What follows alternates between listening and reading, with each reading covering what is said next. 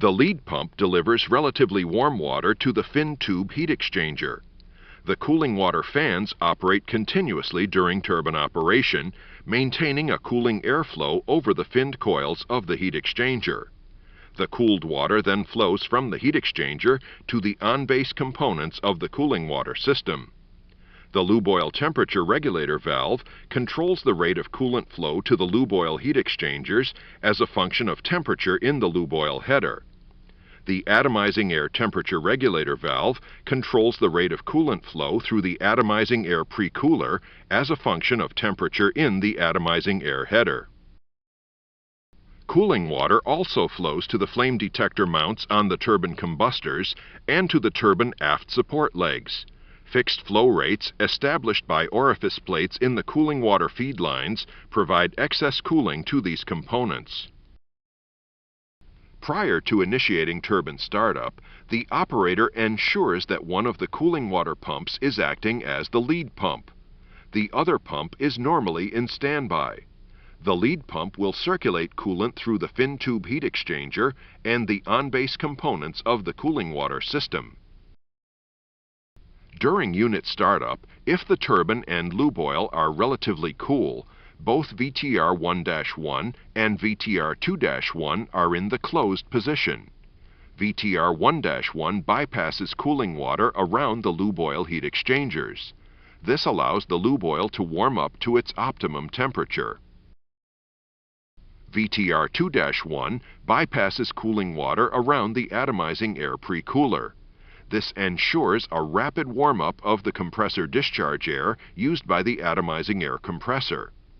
Temperature of the compressor discharge air must be high enough to prevent condensation.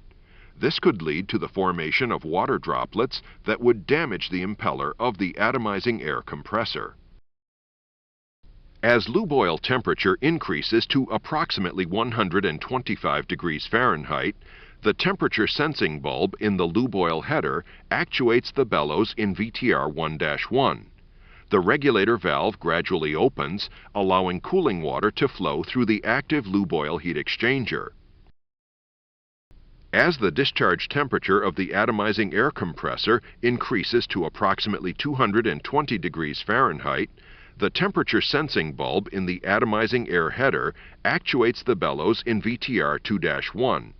The regulator valve gradually opens, allowing cooling water to flow through the atomizing air pre-cooler.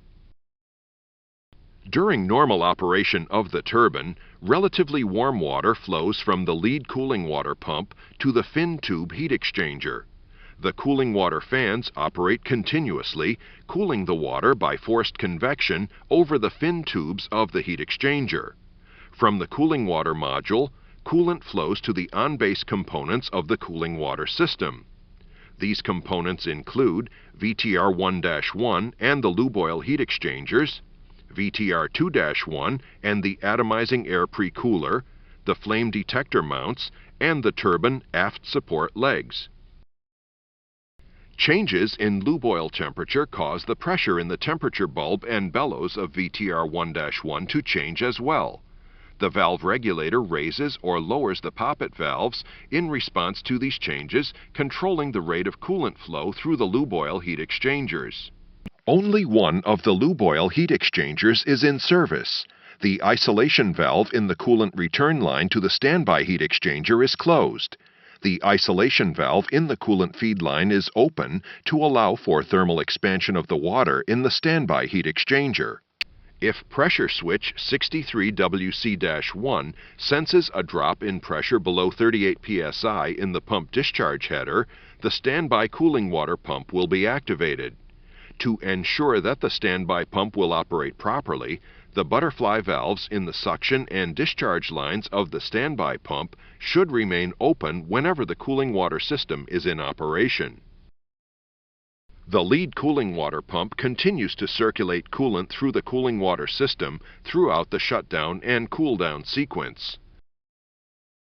The cooling water system is usually left running after the turbine has been shut down to prevent sediment from settling in the system components, to keep the components lubricated, and to retard the rate of corrosion.